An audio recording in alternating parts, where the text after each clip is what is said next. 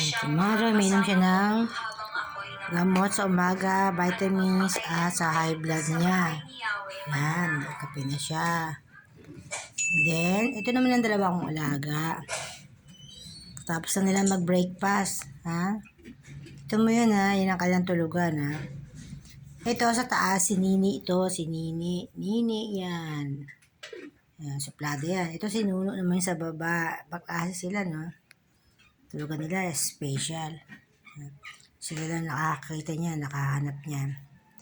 Pakinggan niyo naman to mga cat food ko na to. Pakibigyan, kawawa naman. Wala silang makain. Ha? Yung mga pusa pa ako sa labas, madami sila. Pero nahin itong dalawa to kasi kawawa naman sila. Wala silang mga magulang. Mga adopted ko to mga to. Wala silang mga magulang nila. Ewan ko nasaan. Basta pinalaki ko to. Tapos meron pa rin sa labas. Mas marami sa labas. Hindi ko na pinapasok kasi mahirap mag-isang bahay eh. Dalawa lang muna. Pero sa labas, pag naglabas ng konting pagkain, nagtatakbuhan papunta rito. Kaya, sino man gustong tumulong sa mga pusa at saka sa mga aso, yan, sa mga tagalabas, yung mga pusa-aso na nangangailangan ng awat habang nagtulong ng mga sino man dyan na may blessing, eh, pakibigyan naman sila kahit magkano lang o kahit cat food na lang, ha? Si nanay, sa kanya daw milk. Ayun siya naglinis. Ayun, naglinis sa basura. Milk daw kay nanay. Ito naman cat food tsaka dog food. Please lang ha. Pakitawagan ako, paki-PM ako sa mga gustong tumulong sa cat food, sa dog food. Naku, importante po yun. Makakatulong tayo. At we are blessed by sharing animals food. Thank you and just hoping na may maawa, may sumuporta sa mga pusang tagalabas, pusang tagaloob.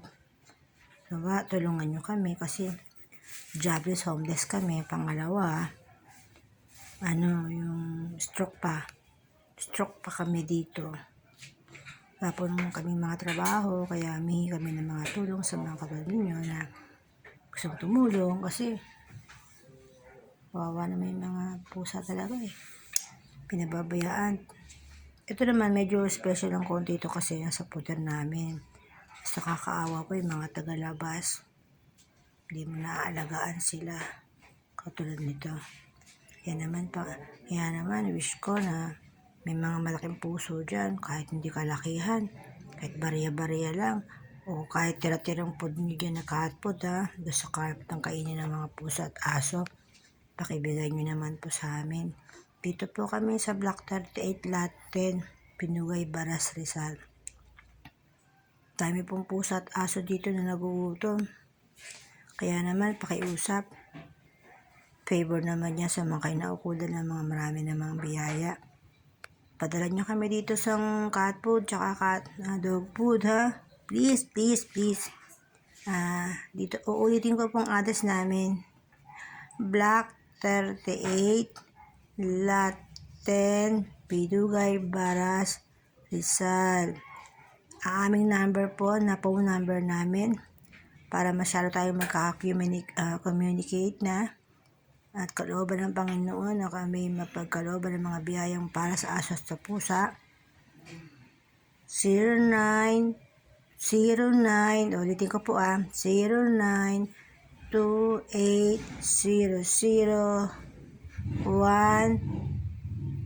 ay, taka, nagkamali tuloy ako. Bagal kasi. 0928-007-1365. Ang hirap pala pag mabagal na. 0928-007-1365 or PM po kayo sa ibaba ng video ito. Sino man sa inyo, bata matanda na gustong tumulong, donation or giving products na mga cat food, vitamins. Kailangan po namin ng vitamins kasi po ubusin po ngayon. Vitamins sa mga pusa. Yung mga tira-tira nyo yung vitamins dyan, kahit sa batang vitamins o may droppers dyan, mga vitamins yan, pakibigyan lang po sa amin yung droppers nyo. Kasi dinadrop po namin yung mga baby na pusa sa labas, sa loob. especially vitamin C kasi yung papayat nila eh. Tapos vitamin C, yung sa ubo, sa sipon, importante po yun kasi malamig dito. Ha? Tsaka kung meron naman po kayo, may request pa pala po ako, ang pensya na.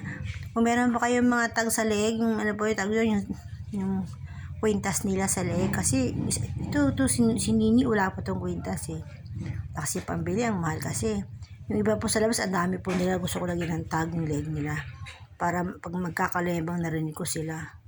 At makikilala. Sana naman kung may pangalan sana, no? Pero okay na, wala pangalan. Kahit belt lang sa leg, sa aso, sa pusa. Tsaka kadena po. Kadena sa aso. Kung meron din tali sa pusa para kung may pusa itatali. Salamat po sa tulong. Pasensya na. Kailangan lang kami ng tulong. Salamat po. Thank you for watching.